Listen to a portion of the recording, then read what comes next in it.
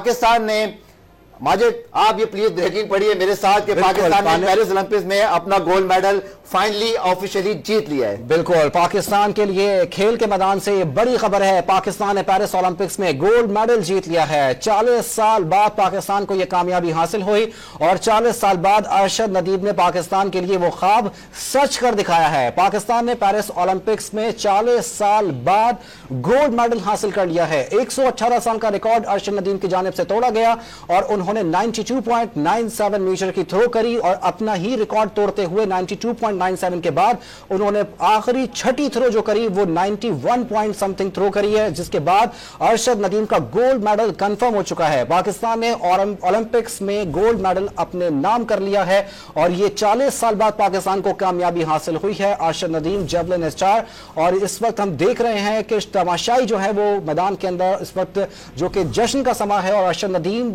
अपनी आखिरी थ्रो करने के बाद अल्लाह के हुजूर सरबसुजूद भी हो चुके हैं।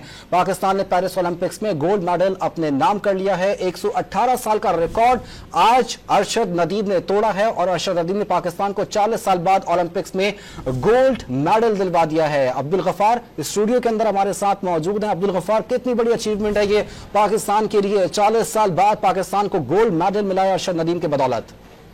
हाँ माजिद, मेरी तो आंखों में आंसू आ गए खुशी के।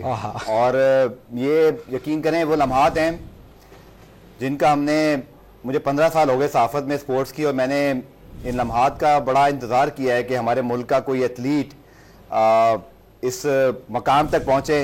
और यकीन करें ये जो लम्हात हैं, यकीन करें मेरे लिए जज्बात पे काबू रखना मुश्किल है, क्योंकि 32 साल बाद ना सिर्फ हमें मेडल मिला माजिद, बल्कि खुदा ने हमें जो है 40 साल बाद अरशद नदीम की बदौलत गोल्ड मेडल से नवाजा है। और जो लम्हात है ना, देखें नीरज चोपड़ा भी डेफिनेटली जाके जो है वो भी मुझे लगता है कि अरशद नदीम को ज़रूर कॉन्ग्रेचुलेट करेंगे। ये बहुत बड़ी कामयाबी है पाकिस्तान स्पोर्ट्स की।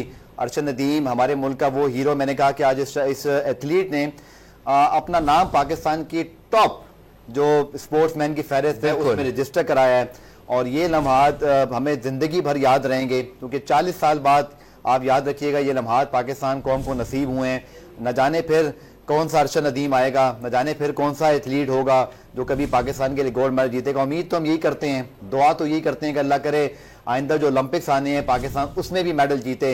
लेकिन जो हमारे मुल्क के हालात हैं, जो हमारे मुल्क में खेलों की सूरत हाल है, ये एक बहुत बड़ा मिरेकल है और इस मोमेंट को हमें पूरी तरह एंजॉय करना चाहिए। ये वर्ल्ड कप, अब्दुल गफ्फार आपकी बात को यहाँ पे काटूंगा, इस पर स्टूडियो का जो एनवायरनमेंट है ना वो बड़ा काफी इमोशनल हो चुका है और इसको जो है हम जश्न के अंदर जो है वो तब्दील कर लेते हैं और इस पे बात कर लेते हैं कि जो आखिरी थ्रो की गई है ना अरशद नदीम की जानिब से, वो उन्होंने वो बताया है कि मैं अभी इस वक्त गेम के अंदर मौजूद हूँ, जो मैंने सेकंड थ्रो की थी ना मैं वैसे दोबारा करके दिखा सकता हूँ। बिल्कुल, और सबसे बड़ी बात कि 118 साल तारीख का जो रिकॉर्ड टूटा, तो माजिद अब पहली और दूसरे नंबर पे दोनों ही अरशद नदीम मौजूद हैं। बिल्कुल, यानी कि वो जो 90 पॉइंट समथिंग का रिकॉर्ड था अरशद, ये कितनी बड़ी बात है।